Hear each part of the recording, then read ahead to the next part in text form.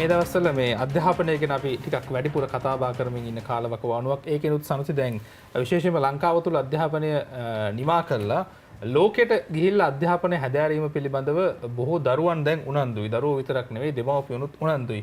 ඉතින් හැබැයි මේ උනන්දුව තිබ්බට හරි පාරක් හොයාගන්නේ කොහොමද? හරි තැනක් හොයාගන්නේ කොහොමද කියන එක පිළිබඳව බොහෝ දෙනා කුතුහලයක ඉන්නවා සහ ඒ පිළිබඳව ටිකක් ප්‍රශ්න එක්ක තමයි ඉන්නේ. ඉතින් අපි ඔබට ඒකට උත්තරයක් දෙන්න තමයි මේ අඩහොරාව වෙන් කරන්නේ. ඉතින් මේ ගැන කතා කරන්න අද අපිත් එක්ක අපේ මැදිරියේ එකතු වෙනවා සේජ් කන්සල්ටින් සර්විසස් පුද්ගලික ආයතනයේ කළමනාකරණ අධ්‍යක්ෂ උදය ගලපිටිගේ මහත්මයා. අයිබෝන් කියලා පිළිගන්න ඔබතුමාව. අයිබෝන්. ඒ වගේම සේජ් කන්සල්ටින් සර්විසස් ආයතනයේ කළමනාකරු ඉන්දික අරුණ මහත්මයා අපිත් එක්ක එකතු වෙනවා. අයිබෝන් කියලා පිළිගන්න ඔබතුමාව. අයිබෝන්.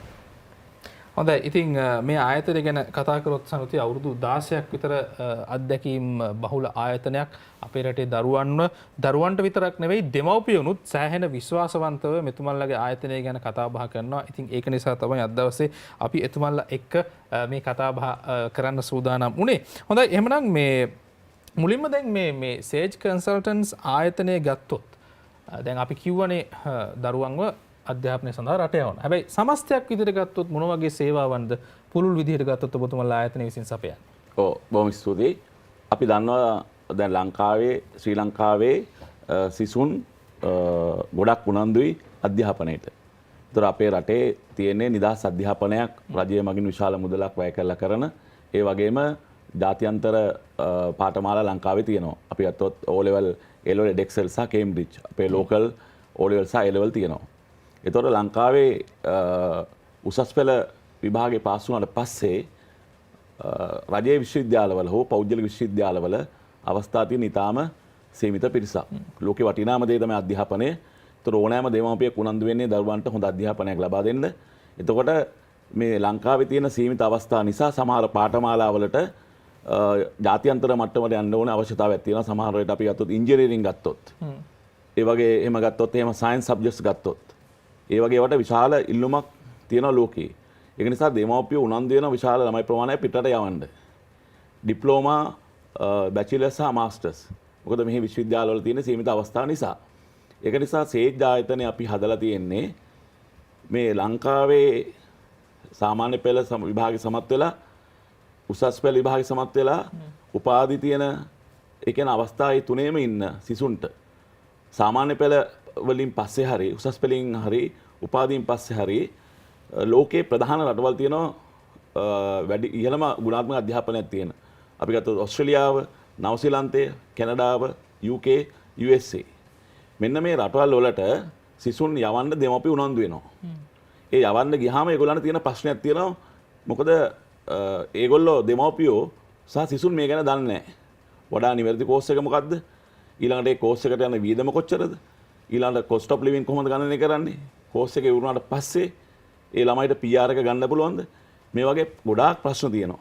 ඒ ප්‍රශ්න වලට සිසුන් සහ දෙමව්පියෝ කැමති හරි තොරතුරු ගන්න. ඒ තොරතුරු විශ්වාසවන්ත ලෙස ගන්න. අන්න ඒ සඳහා උනන්දු වන අයට වඩා නිවැරදිව තොරතුරු සපයලා විශ්වාසයෙන් යුතුව විදේශගත වන්න මඟ පෙන්වීම තමයි සේජ් ආයතනය කරන්නේ. එතෙන්ද අපි කරන ප්‍රධානම කරුණු පහක් තියෙනවා. එකක් තමයි නිවැරදි පාඨමාලාව තෝරා දීම, නිවැරදි රට තෝරා දීම, ඊළඟට ඒගොල්ලන්ගේ තියෙන බජට් එකක්. ඒක දරන්න පුළුවන් මුදල් ප්‍රමාණයක්. ඒකට ගැළපෙන රටක් අපි තෝරගන්න ඕනේ. ඊළඟ ළමයා පිටරට ගියා කියලා හරියන්නේ නැහැ. මොකද එතන අපේ සංස්කෘතිය තියෙන්නේ ළමයි හුදකලා වීමන්නේ. ඒතර ඒගොල්ලන්ට නිවැරදිව තොරතුරු දෙන්න ඕනේ දෙමාපියන්ට. එහිදී ඇති වෙනවා නම් කිසියම් ප්‍රශ්නයක් ඒකත් අපි निराකරණය කළා. ඕනෑම ස්ටුඩන්ට් කෙනෙක් අපි ඕස්ට්‍රේලියාව, නවසීලන්තය, කැනඩාව, UK, USA වගේ රටවල් වලට ගිහිල්ලා PR එක ගන්නකම් ඒගොල්ලන්ට සියලුම සේවා අපි සපයනවා. ඒ නිසා සේජ් ආයතනය විශිෂ්ටත්වයක් තමයි ලංකාවේ අධ්‍යාපන ක්‍රමය සහ ගෝලීය අධ්‍යාපන ක්‍රමය පිළිබඳව දැනුමක් සහ අවබෝධයක් තියෙන කණ්ඩායමක් තමයි සේජ් ආයතනයේ ඉන්නේ. මම ගත්තොත් එහෙම මට අවුරුදු 15ක අත්දැකීම් තියෙනවා උසස් පෙළ ව්‍යාපාර අධ්‍යයන ගුරුවරයෙක්. ඊළඟ කැලණිය සහ ජයවර්ධනපුර විශ්වවිද්‍යාලවල බාහිර උපාධිය වල අලුයි කළමනාකරණ නිසා සංවිධානචර්යාව උගන්වන ගුරුවරයෙක්. ඒ නිසා අපිට විශාල වගකීමක් තියෙනවා හරියට මේ වැඩේ කරන්න. ඒක තමයි සේජ් ආයතනයේ සපයන සේවා සහ අපේ ආයතනයේ තියෙන විශිෂ්ටත්වය. ඉතින් ඒ කාරණේ ගැන කතා කරනකොට දැන් ඉන්දික මහත්මයා පැත්තට මම යමු වුණොත් ඔබතුමා අවසර 16කට වඩා වැඩි කාලයක් මේ විදේශ අධ්‍යාපනය සම්බන්ධයෙන් මාර්ගෝපදේශ ලබා දෙන මේ ශාස්ත්‍රයේ ඉන්න ප්‍රවීණයෙක්. ඉතින් මේ ගැන කතා කරනකොට දැන් මෙතුමා සඳහන් කළා මේ රටවල් සම්බන්ධයෙන් සේජ ආයතනයේ විසින් මාර්ගෝපදේශ ලබා දෙන දරුවන්ව රට යවන්න. විශේෂයෙන්ම සඳහන් කරා කැනඩාව, ඕස්ට්‍රේලියාව, UK, USA වගේ. ඉතින් මේ රටවල් අතරින් නිව්සීලන්ත, නවසීලන්තයට වැඩි අවධානයක් යොමු වෙන්න හේතුව මොකක්ද? මෙහෙමයි නවසීලන්තයට දැන් සාපේක්ෂව අපි අනිත් රටවල් එක්ක ගත්තොත් එහෙම දැන් උදාහරණයක් විදිහට ඕස්ට්‍රේලියා බැචලර් එකකට යනවා නම් අවුරුදු 23 24න් පස්සේ ඇප්ලයි කරන්න අමාරුයි. හැබැයි මාස්ටර්ස් උත් ගත්තොත් එහෙම අවුරුදු 32 වගේ පෙන්නට පස්සේ අමාරුයි. හැබැයි නවසීලන්තේ එහෙම නැහැ. නවසීලන්තේ සාමාන්‍යයෙන් බැචලර් එකක් අවුරුදු මේ 35 පෙන්නලත් ඇප්ලයි ගන්න පුළුවන්. ඒකම මාස්ටර්ස් අපි අවුරුදු 50 පැනලා කට්ටියත් අපි යවලා තියෙනවා. එතකොට අර ලොකු මේ වයස් පරතරයක් ඇතුව යන්න පුළුවන් රටක්. ඊට පස්සේ ආපහු ගත්තොත් එහෙම ඒගොල්ලන්ගෙන් ආපහු ඒගොල්ලන් ලැබෙන බෙනිෆිට් ගත්තොත් එහෙම දැන් පෝස්ට් ස්ටඩි වර්ක් වීසා ගොඩක් රටවල් වල දෙන්නේ නැහැ බැචලර් ඩිග්‍රී එක කළාට. දැන් අලුත්ම තියෙන තත්ත්වය අනුව. හැබැයි නවසීලන්තේ එහෙම නැහැ අවුරුදු 3ක් හම්බ වෙනවා. ඒකම ඒගොල්ලන්ට PR පාත් එකක් තියෙනවා. ඒකම මාස්ටර්ස් ගත්තොත් එහෙම මාස්ටර් කරන එක්කෙනෙක්ට එන අවුරුද්දේ අගෝස්තු වලින් පස්සේ ඒගොල්ලන්ට හම්බ වෙනවා මේ ජොබ් එකක්. ඒ කියන්නේ ඒකට එයා ඉගෙන ගත්ත පැත්තට අදාළව මේ රැකියාවක් හොයාගත්තොත් එයාට PR එකට යන්න ඒකේ සැලරි ස්කේල් එකක් තියෙනවා. ඉක්මනටම PR එකට යන්න පුළුවන්. ඉතින් මේ ඒ වගේ ලැබෙන ප්‍රතිලාභ වැඩි. ඒක තමයි හේතුව. නවසීලන්තේ තියෙන පාඨමාලා ගැනත් අපිට යමක් සඳහන් කරන්න පුළුවන්ද? පාඨමාලා හැටියට ගත්තොත් එහෙම ඩිප්ලෝමා පාඨමාලාව ඉඳලා PhD දක්වා තියෙනවා. එතකොට අපි ඔය හැම පාඨමාලාවකටම යනවා. දැන් මේ වැඩිපුරම යන්නේ අත්‍තරම ලංකාවෙන් ගත්තොත් එහෙම මේ මාස්ටර්ස් වලට ඊළඟට බැචලර් වලට යනවා, ඩිප්ලෝමා වලට යනවා. ඒ තරම් නෙමෙයි අපි PhD විශාල ප්‍රමාණයක් අපි පහුගිය අවුරුද්ද තුල කරලා තියෙනවා. ඒකම PhD වලට ස්කෝලර්ෂිප් හම්බ වෙනවා. එතකොට ඒ ස්කෝලර්ෂිප් මේ ඔයගොල්ලෝ සමහරට පුදුම වෙයි සම්පූර්ණ ස්කෝලර්ෂිප් එක හම්බ වෙනවා. ඒ කියන්නේ මේ කෝස් ෆී එක කොස්ට් ඔෆ් ලිවින් එක දක්වා. දැන් උදාහරණයක් විදිහට ගත්තොත් ගිය අවුරුද්දේ අපි මොරටු යුනිවර්සිටි එකේ ශිෂ්‍යයෙක් මම හිතන්නේ යාගේ අවුරුදු 25ක්වත් නැහැ. එයාගේ ෆයිනල් සර්ටිෆිකේට් එක හම්බෙලා තිබෙන්නේ නැහැ, ට්‍රාන්ස්ක්‍රිප්ට් එක විතරයි. එයාට හම්බෙලා තිබ්බ ෆුල් ස්කෝලර්ෂිප් එකක්. එයාට ෆස්ට් ක්ලාස් ඩිග්‍රී එකකට ට්‍රාන්ස්ක්‍රිප්ට් එක තිබ්බා. එයා කළා තිබුණා මොනවාද රිසර්ච් එහෙම කීපයක්. මම හිතන්නේ ඒ හින්දා එයාට ෆුල් ස්කෝලර්ෂිප් එකක් හම්බෙලා තිබුණා. මේ ඩිග්‍රී සර්ටිෆිකේට් කියන්නේ ෆයිනල් සර්ටිෆිකේට් එක ලැබෙන්න ඉස්සෙල්ලා එයා ෆුල් ස්කෝලර්ෂිප් එකට නිව්සීලන්ත ගියා. එතකොට එයාට කොස්ට් ඔෆ් ලිවින් එකත් එහෙන් ගෙවනවා. ඉතින් ඔයගේ විවිධ ගොඩක් අවස්ථා තියෙනවා. ඉතින් ඒ හින්දා අපි ආරාධනා කරනවා ඇවිල්ලා මේ අවස්ථාවලට මේ ඔයගොල්ලන්ට ගන්න පුළුවන් මොනවාද අවස්ථාව කියලා මේ අපිත් එක්ක සාකච්ඡා කරන්න කියලා. උදේ මහත්මයා දැන් මේ විදේශගත වෙන්න දරුවෙක් ඉන්නවා නම් මේ දරුවන්ට වයස් සීමාවක් තියෙනවද මේ විදිහට විදේශගත වෙන්න? අපි නවසීලන්තයේ උදාහරණයක් විදිහට අරගෙන කතා කරා. ඔව් මෙහෙමයි. දැන් ඇත්තටම දැන් රැකියාවක් ලබා දෙද්දී පුරවැසිකම ලබා දෙද්දී ප්‍රධානම සාධකයක් තමයි වයස. එතකොට දැන් නවසීලන්තයට තියෙන විශිෂ්ටත්වය තමයි වයස අවුරුදු 18න් පස්සේ අවුරුදු 54 දක්වා අපිට පුළුවන් මේ ස්ටුඩන්ට් වීසා ඉදුම් කරන්න. මම ඒකට හේතුව කියන්න. දැන් කැනඩාව ගත්තොත් කැනඩාවේ අවුරුදු 45න් පස්සේ PR එකට වයසට ලකුණු හම්බෙන්නේ නැහැ. ඕස්ට්‍රේලියාව ගත්තොත් එහෙම වයස අවුරුදු 47න් පස්සේ වයසට ලකුණු හම්බෙන්නේ නැහැ. ඒ කියන්නේ 0යි හම්බෙන්නේ. එතකොට නවසීලන්තයේ 55 වෙනකම් පුළුවන් PR එක ඉදුම් කරන්න. එතකොට නවසීලන්තය ගැන මම පොඩි විශේෂත්වයක් කියනවා. සේජ් ආයතනයේ තියෙන විශිෂ්ටත්වය තමයි නවසීලන්තයට සම්බන්ධයෙන් අපි ලබාගෙන තිබෙන්නේ. දැන් නවසීලන්තයේ තියෙනවා විශ්වවිද්‍යාල, ගවර්න්මන්ට් විශ්වවිද්‍යාල තියෙනවා 8ක්. ගවර්න්මන්ට් පොලිටෙක්නික්ස් තියෙනවා 14ක්. දැන් ඇක්ටිව් ඉන්නවා 12ක්. ප්‍රයිවට් එඩියුකේෂන් ඉන්ස්ටිටියුෂන් තියෙනවා. දැන් ශ්‍රී ලංකාවේ වැඩි ජනප්‍රිය රටක් වෙලා තිබෙන්නේ නැහැ නවසීලන්තේ. ජනප්‍රිය තිබ්බේ UK, USA, ඕස්ට්‍රේලියා, කැනඩා. සේජ් ආයතනය සහ තව ආයතන අපි වගේ දෙකක් තුනක් තියෙනවා. අපි තමයි ශ්‍රී ලංකාවේ නවසීලන්තය සිසුන් අතර ජනප්‍රියම රටක් බවට පත් කරේ. ඒක නිසා තමයි අපි නවසීලන්තයේ තියෙන යුනිවර්සිටි 8ම නියෝජනය කරනවා. ගාමන් පොලිටෙක්නික්ස් 12ම නියෝජනය කරනවා. ඒතර එහෙට යන්න ඩිප්ලෝමාවට යන්න පුළුවන්, බැචලර් එකට යන්න පුළුවන්, මාස්ටර්ස් යන්න පුළුවන්, PhD යන්න පුළුවන්. ඒතර නවසීලන්තයේ ගත්තොත් වර්ග කිලෝමීටර් 2,70,000ක භූමියක් තියෙන රටක් ජනගහනය ඉන්නේ මිලියන 5.1යි. කතාවක් තියෙන නවසීලන්තයේ බැටලෝ ඉන්න මිනිස්සුන්ට වඩා. කොවිඩ් වලින් පස්සේ ලොකු ප්‍රශ්නයක් ආවා. මිනිස්සු නැහැ. ඒ නිසා ගවර්න්මන්ට් එක ඩික්ලෙයාර් කරලා තියෙනවා ග්‍රීන් ලිස්ට් එකක්. ප්‍රධාන ඒරියා 4ක්. ITC, Teaching and Education, ඊළඟට Construction and Engineering, Healthcare. මේ හතරට තමයි වැඩිපුරම ඉන්ටර්නැෂනල් ළමයි ගෙන්නන්නේ. මොකද ඒ තමයි වැඩිම රැකියාව තියෙන්නේ. ඊ රටවල් වල තියෙන සුවිශේෂත්වය තමයි නවසීලන්තයේ වයස තමයි ප්‍රධාන සාධකේ. හැබැයි වයසට වඩා ඒගොල්ලෝ බලන ස්කිල් එක. ස්කිල් එක කියලා කියන්නේ අපි දන්න කුසලතාවය. දැන් ක්වොලිෆිකේෂන් දෙකක් තියෙනවානේ. ඇකඩමික් ක්වොලිෆිකේෂන් එක තියෙනවා, ප්‍රොෆෙෂනල් ක්වොලිෆිකේෂන් එක තියෙනවා. මොකද මේ පඩිය ගෙවන්නේ පැයට. ඒ නිසා ඒගොල්ලෝ බලාපොරොත්තු වෙන්නේ ශ්‍රමයේ ඵලදායීතාවය වැඩියෙන් ලැබෙනවා නම්. ඒ නිසා සේජ් ආයතන පුළුවන් වෙලා තියෙනවා 2010 ඉඳලා 2026 වෙනකොට 10 සංඛ්‍යාත සිසුන් යවන්න. අපි ගොඩක් අයට පුරවැසිකම හම්බෙලා තියෙනවා, PR එක හම්බෙලා තියෙනවා. ඒගොල්ලන්ගේ රෙෆරන්ස් වලින් තමයි සේජ් ආයතන මේ දත්තට ඇවිල්ලා තියෙන්නේ. ඒ නිසා වයස කියන එක ලොකු ප්‍රශ්නයක් කරගන්න එපා. අපිට පුළුවන් ඒ වයසේ තියෙන ප්‍රශ්නට ඒ ඩිප්ලෝමා, බැචලර්, මාස්ටර්ස්, PhD වලදී පිළිතුරු ලබා දෙන්න. හොඳයි දැන් ඔය සේජ් ආයතනයේ ඔබතුමා කිව්වා වගේ මේ අවුරුදු 16ක් පුරාවට මේ කාර්යය ඉෂ්ට කරනකොට දැන් ආයතනයේ මයින්ඩ් පුළුවන් එක නිර්ණායකයක් තමයි Google review කියලා කියන්නේ. තරු පහෙන් පහම තියෙනවා. මේක කොහොමද කරන් යන්නේ අවුරුදු 16ක් තිස්සේ? ඔව් ඒක හොඳ ප්‍රශ්නයක්. ඒකට හේතුවක් තියෙනවා. මම ගුරුවරයෙක්, ආචාර්යවරයෙක්. මේ ලෝකය වෙනස් කරේ අධ්‍යාපනය. අද අපි ගත්තොත් ලෝකයේ තියෙන දියුණුම රට ගත්තොත් USA, කැනඩා ගත්තොත් හොඳම අධ්‍යාපනය තියෙන පින්ලන්තය ගත්තත්, ස්විට්සර්ලන්තය ගත්තත්, ඕස්ට්‍රේලියාව ගත්තත් නවසීලන්තයේත් වෙනස් කරලා තියෙන්නේ අධ්‍යාපනය. දකුණු ආසියාවේ තියෙන රටවල් 9 අතරින් ඉහළම සාක්ෂරතාවයේ තියෙන රට තමයි ශ්‍රී ලංකාව. ඒ නිසා අපේ යුතුයකම තමයි මේ දරුවන්ට, දෙමව්පියන්ට හරි තොරතුරු දෙන එක. මොකද මේක බිස්නස් එකක් තමයි. මේක ආචාරශීලී බිස්නස් එකක්. සේජ් ආයතනය මේ සේවාව සම්පූර්ණ ස්ටුඩන්ට් සේවාව සපයන්නේ නොමිලේ. කිසිදු මුදලක් අය කරන්නේ නැහැ. මොකද ළමයා ආවට පස්සේ මාව හරි අපේ ඉන්න පළපුරුදු උපදේශකයින් ඊළඟට ලංකාවේ තියෙන රජයේ විශ්වවිද්‍යාල 18ක් ඒකේ 10ක්ම ඉන්න ආචාර්ය මහාචාර්යවරු අපේ උපදේශක මණ්ඩලයේ ඉන්නවා. ඒතර අපි ඕනම ළමෙක් ආවට පස්සේ ඒ සපයන සේවාව ගුණාත්මකව සපයනවා. ඒතර අපි මුදලක් අය කරන්නේ නැහැ. අපි ළමයාට කියන්නේ අපිව අගය කරන්න කියලා. ශ්‍රී ලංකාවේ ඉන්නේ යුතුයකම් දන්න මිනිස්සු. හරි වැඩක් කරොත් ඒගොල්ලෝ අපිව අගය කරනවා. ඒ නිසා සේජ් ආයතනයේ රහස තමයි මම ඇතුළු අපේ ආයතනයේ ඉන්න ඔක්කොම උපදේශකයන් ඊළඟ අපිට විශාල පිරිසක් ඉන්නවා නීතිඥ කණ්ඩායමක්. ඊළඟට වැලියේෂන් වලට වෙනම ඉන්නවා, ඔඩිටර්ස්ලා ඉන්නවා.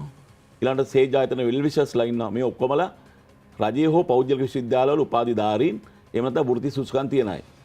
ඉතින් අපි කණ්ඩායමක් විදිහට වැඩ කරන්නේ. ඒ නිසා කිසි දවසක වැරදි තොරතුරක් සපයන්නේ නැහැ.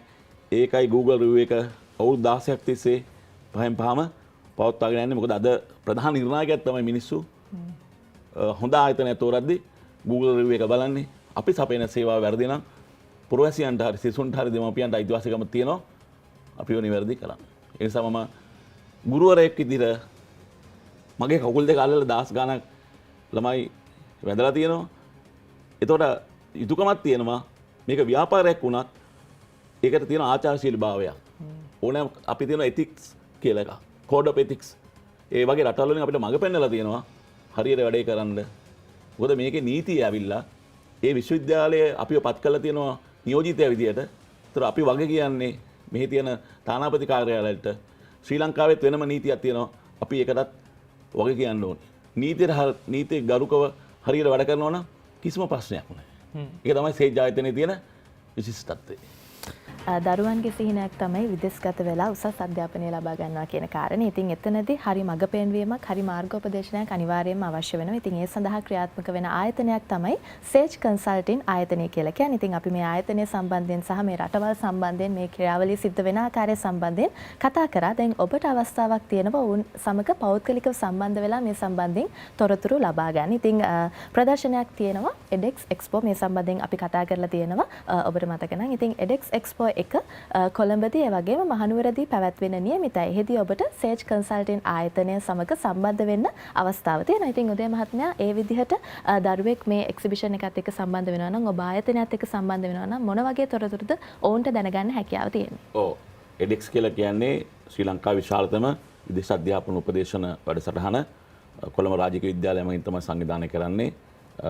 ඒක තියෙනවා මේ මාසේ 16 17 18 දිනවල කොළඹ BMCH එකේ ඊළඟ නුවර KCC කැන්ඩි සිටි සෙන්ටර් අපි මේ දෙකටම සහභාගී වෙනවා. අපි සහභාගී වෙන හේතුව තමයි පළවෙනි වතාවට නවසීලන්තයේ මිනිස්ට්‍රි ඔෆ් එඩියුකේෂන් එක එනවා. ඒ කියන්නේ මේ යුනිවර්සිටි 8ම නියෝජනය කරමින් ගවර්න්මන්ට් පොලිටෙක්නික්ස් 14ම නියෝජනය කරමින් ඒගොල්ලෝ අපිට ආරාධනා කරා මේකට සහභාගී වෙන්න කියලා. ඒ ඉල්ලීම සලකා බලලා තමයි අපි සහභාගී වෙන්නේ. ඒතකොට දැන් ගොඩක් දෙමව්පියෝ කැමති තොරතුරු ලබා ගන්න. ඒතකොට අපි ඉන්නේ කොළඹ විශාඛා ඉස්කෝලේ ඉස්සරහා. ඉතින් අපිට පුළුවන් උදේ 9 ඉඳන් හවස 4 වෙනකම් අපි හම්බෙන්න. ඒතකොට අපි කල්පනා කරා වැඩි අවස්ථාවක් මේ අයට දෙන්න ඕනි කියලා. ඒක නිසා තමයි අපි එඩෙක්ස් එකට යන්නේ. ඒකට එතෙන්දී ආවට පස්සේ ඕනෑම සිසුවෙක්ට දෙමව්පියෙක්ට එයාගේ ස්ටුඩන්ට්ගේ ප්‍රොෆයිල් එක අනුව, ඒ කියන්නේ ඇකඩමික් ක්වොලිෆිකේෂන් එක අනුව හරි කෝස් එක තෝරගන්නේ කොහොමද? කෝස් ෆී කොච්චරද? කොස්ට් ඔෆ් ලිවින් එක කොච්චරද? ඉංග්‍රීසි භාෂාවේ වේව් ඔෆ් එක හම්බෙනවද? ඊළඟට කවුද ස්පොන්සර් වෙන්න පුළුවන්? ඒ කියන්නේ වීසා එකක් දෙන්න ගියාම කරුණු පහක් බලනවා. එකක් තමයි ඉන්ටෙන්ෂන්. ඇයි අපි යන්නේ? දෙක ඉංග්‍රීසි භාෂාව, ඇකඩමික් ක්වොලිෆිකේෂන්, ඊළඟට ෆැමිලි බෑග්ග්‍රවුන්ඩ් එක, ඊළඟට එයා මේ ලංකාවට ආපහු එන්න කියලා තියෙන හැකියාව. මේ තොරතුරු ඕනම එකක් අපිට පුළුවන් දෙමාපියන් අපි හම්බෙලා ඉන්ඩිවිජුවලි මම ඇතුළු අපේ උපදේශක කණ්ඩායම මෙතන ඉන්නවා. අපිත් එක්ක හම්බෙලා 1 to 1. ඒ කියන්නේ ඕනෑම ප්‍රශ්නයක් ඉන්ඩිවිජුවල් අපිත් එක්ක කතා කරන්න පුළුවන්. විශාල පිරිසක් එනවා මේ එඩෙක්ස් එකට. ඒක නිසා අපි ඉන්ටර්නැෂනල් এডুকেෂන් පැවිලියන් එකේ ඉන්නේ. අපි හම්බෙලා ඕනෑම තොරතුරක් කතා කරන්න පුළුවන්. මොකද වැදගත්ම දේනේ තොරතුරු. ඊළඟ පුදුම බයක් තියෙන මේ ගොඩක් අය. ඒගොල්ලෝ ගොඩක් අයට තියෙනවා මේ මොකද ලංකාවේ ඉන්න ඉස්සර නවසීලන්තයේ ස්ටුඩන්ට් වීසා සපයන ආයතන හිටියේ 2010 දී ලංකාවටම හිටියේ 4 දෙනයි. 2015 දී හිටියේ ලංකාවටම ඒ උපදේශක සේවා සපයන ආයතන හිටියේ ලංකාවටම 15යි. දැන් 100 ගාණක් ඉන්නවා. කැනඩාවටත් එහෙමයි. ඒ නිසා ගොඩක් අයට හරි උපදේශකයා කවුද කියලා හොයාගන්නත් බෑ. ඒ නිසා අපි පුළුවන් ඒ සේවාව සපයලා දෙන්න. ඒ නිසා ඕනෑම සිසුවෙක්ට දෙමව්පියෙක්ට ස්ටුඩන්ට් වීසා සම්බන්ධයෙන්, පාර්ට්නර් වීසා සම්බන්ධයෙන් තියෙන ඕනෑම ප්‍රශ්නයක් තියෙනවා නම් 1 to 1 ඩිස්කෂන් එකට එන්න පුළුවන්. මොකද හේතුව අපේ විශිෂ්ටත්වය මේ සම්පූර්ණ සේවාව අපි සපයන්නේ නොමිලේ. ඒ නිසා අපි ආරාධනා කරනවා අපි හම්බෙලා කතා කරන්න කියලා. දැන් ඒකත් එක්ක මේ ඉන්දික මහත්තයා දැන් ඔය හීනයට යන්න දරුවන්ට සහ දෙමව්පියන්ට තියෙන ලොකුම ප්‍රශ්නේ තමයි සල්ලි ඇති වෙයිද? අපිට තියෙන සල්ලි ටිකත් එක්ක දරුවෝ මෙහෙම වෙන රටකට ගිහිල්ලා උගන්වන්න තරම් අපිට වත්කමක් තියෙයිද? එහෙම වුණොත් මොකද්ද කරන්න කියන ප්‍රශ්නේ. ඇත්තටම මේ පිළිබඳව බැංකුත් එක්ක කතා කරලා මොකක් හරි ණය යෝජනා ක්‍රමයක් හෝ එහෙම සහන ක්‍රමවේදයක් තියෙනවද දැනට ඇත්තටම? ඔව් ඇත්තටම ගොඩක් ලංකාවේ තියෙන බැංකු වලින් এডুকেෂන් ලෝන් දෙනවා. ඒක ගොඩක් කට්ටිය දැනුවත් නැහැ. ඒක මම හිතන්නේ ගොඩක් ඒගොල්ලෝ අඩු පොලියකට දෙන උදාහරණයකට NSB, HNB, commercial, bank of Ceylon වගේ ගොඩක් බැංකු වලින් එහෙම දෙනවා. ඉතින් ඒකේ තියෙන පහසුකම ගන්න පුළුවන්. ඉතින් උදාහරණයකට සමහර ලාවට ඒ යන කට්ටියට සම්පූර්ණ මුදලෙන් අවශ්‍ය මුදලෙන් යම් ප්‍රමාණයක් අපි 150ක් මදි වෙන්න පුළුවන්. 125ක් මදි වෙන්න පුළුවන්. එතකොට ඒගොල්ලන්ට මේ এডুকেෂන් ලෝන් එකක් ඇප්ලයි කරන්න අපිත් හිතුවා මුල් කාලේදී ටිකක් අමාරුයි කියලා. ඇත්තටම අපි හිතුවට වඩා ඉක්මනට සමහර ශිෂ්‍යෝ ඒක අරගත්තා. ඉතින් ඒක සාර්ථකයි කියලා අපි හිතනවා. අනික ඒගොල්ලන්ට බැංකුවෙන් දෙනවා සමහර ලාවට අවුරුදු 2ක්, අවුරුදු 3ක් වගේ උනන් ග්‍රේස් පීරියඩ් එකක් එයාට ඉගෙනගෙන ඉවරුනාට පස්සේ ගෙවන්න. ඉතින් ඒ වගේ පහසුකම් ඉඳලා තියෙනවා. ඉතින් ඒවා ඉතින් බැංකුව එක්ක කතා කරලා අපිට ඒ පහසුකම් අපි ඒගොල්ලන්ට ඒ ගැන විස්තර දෙන්න පුළුවන්. ඒගොල්ලෝ කෙලින් අපි සම්බන්ධ වෙන්න අවශ්‍යතාවයක් නැහැ. ඒගොල්ලෝ කෙලින්ම බැංකුවට ගිහිල්ලා බැංකුව එක්ක කතා කරලා ඒ පහසුකම් ලබා ගන්න පුළුවන්. ඉතින් අර ගොඩක් වෙලා තියෙන්නේ අපේ කට්ටියට නොදැනුවත්කම නිසා ඒ තියෙන පහසුකම් මේගොල්ලෝ ලබා ගන්න නැහැ. ඉතින් ඒ හින්දා තමයි අර දැනුවත් වීමේ වැදගත්කම තමයි එකෙන් මේ අපිට කියන්න ඕනේ. ඔය එඩෙක්ස් එකටත් ඒගොල්ලෝ එනවා. ඔව් එඩෙක්ස් එකටත් ඒගොල්ලෝ අපි ආරාධනා කරලා තියෙනවා. මේ ඇවිල්ලා ඇවිල්ලා අපිත් එක්ක සම්බන්ධ වෙන්න. ඒ කියන්නේ බැංකුව. ඔව් බැංකුව වල නියෝජිත. ඒක අපේ පැවිලියන් එකට ආවම ඒගොල්ලොත් ඉන්නවා. දැන් මේකේ තියෙන ප්‍රශ්නේ දැන් ලංකාවේ බැංකුවත් හොඳ තීරණයක් ගත්තා. දැන් පහුගිය අවුරුදු 2ක් ඇතුළත ඒගොල්ලොත් විශාල ප්‍රමුඛතාවයක් දීලා තියෙනවා මේ විදේශ ගත වෙන අයට අධ්‍යාපනය සඳහා යන ණය දෙන්න. හැබැයි ඒ කෝස් එක අපේ UGC එක අප්‍රූව්ඩ් කෝස් එකක් නම් ණය දෙනවා. අනික දැන් ඉස්සර දීපල අපේට තියන තමයි ණය දෙන්නේ. දැන් නිව්සීලන්ත වලට ණයක් ගද්දී ප්‍රොපර්ටි ලෝන් එකක් ඕනේ අනිවාර්යයෙන්ම. නමුත් අනිත් රටවල ඒක අවශ්‍ය වෙන්නේ නැහැ. මොකද ඒකේ වීසා කන්ඩිෂන් එකක් ප්‍රොපර්ටි ලෝන් එකක් අරගෙන තියෙන්න ඕනේ. අපි ඩික්ලෙයාර් කරනවා නම් මේක මේ විදිහට තමයි සල්ලි ආවේ කියලා. ඒක ඕනේ. නැත්තම් ගන්න බලන්න පර්සනල් මට්ටමේ ලෝන්ස් දෙනවා. ඒක අපේ විශාල ජයග්‍රහණයක්. අපි බැංකු වලට ස්තුතිවන්ත වෙන්න ඕනේ විශේෂයෙන්ම NSB, HNB, කමර්ෂල්, සම්පත්, සෙලාන් මේ හැම බැංකුවක්ම ලොකු ප්‍රමුඛතාවයක් දීලා තියෙනවා. වෙනම අංශ හදලා තියෙනවා. වෙනම මැනේජර්ස්ලා ඉන්නවා මේ ණය සම්බන්ධයෙන් කතා කරන. ඒක නිසා දෙමව්පියන්ට අර ලොකුම බරක් නේ තියෙන්නේ. මොකද මේගොල්ලෝ දෙනවා පේමන්ට් ප්ලෑන් එකක්. අවුරුදු 7ක් වගේ කාලයක්. ඉතාලම අඩු පොලියට දෙන්නේ. අපේ ළමයි මේ 2025 ළමයි 5-6 දෙනෙක් මේ ණය ගත්තා. ඒ නිසා ඒගොල්ලෝ ඒක ලොකු වාසියක්. මුද මුලින්ම ගෙවන්නේ ඉන්ට්‍රස්ට් එක විතරයි. අවුරුදු 3කට පස්සේ තමයි කැපිටල් එක ගෙවන්න පටන් ගන්නෙ. ඒතකොට ඒගොල්ලෝ පාර්ට් ටයිම් නෙමෙයි කරන්නේ ෆුල් ටයිම් මාස්ටර්ස් වගේ ගියොත්. ඒක නිසා ඒගොල්ලන්ට ඒ chance එක තියෙනවා. අපි ඒ සේවාවත් මෙතන සපයනවා. දැන් උදේ මහත්මයා අපිත් එක්ක එකතු වෙන කෙනෙක් ඉන්නවා නම් මේ සම්බන්ධයෙන් උනන්දුවක් දක්වන හැම කෙනෙක්ට කොහොමද සේජ් කන්සල්ටින් ආයතනයත් එක්ක එකතු වෙන්න පුළුවන් සහ ඔබගේ ආයතනයේ ඉදිරි සැලසුම් ගැනත් අපි කතා කරමු. ඔව් මෙහෙමයි සේජ් එක හොයාගන්න හරි ලේසි. හේතුව ශ්‍රී ලංකාවේ විශාලතම ප්‍රධානතම බාලිකාව තමයි කොළඹ විශාඛා විද්‍යාලය. ඒක තියෙන වජිර පාරේ කොළඹ 4. ඒ අපේ ඔෆිස් එක තියෙන්නේ හරියටම විශාඛා පාසලෙන් අනිත් පැත්තේ පා. ඒ කියන්නේ වජිර පාරෙම ඊට ඔපොසිට් ඉන්නේ. ඉතින් අපි අවුරුදු 15ක් එතන ඉන්නවා. එතකොට හරි ලේසියෙන් එන්න පුළුවන්. අපි හම්බෙන්න අපොයින්ට්මන්ට්ස් ඕනේ නැහැ. මම නීතියක් දාලා තියෙන්නේ ගුරුවරයෙක් විදියට ඕනෑම ශිෂ්‍යෙක් හරි දෙමව්පියෙක් හරි ආවොත් අපි හම්බෙලා කතා කරන්න පුළුවන්. ඊළඟට අපෙන් ගොඩක් තොරතුරු විමසනවා දුරකථනය මගින්, ඊමේල් ඇඩ්‍රස් වලින්, ඊළඟට WhatsApp මගින්.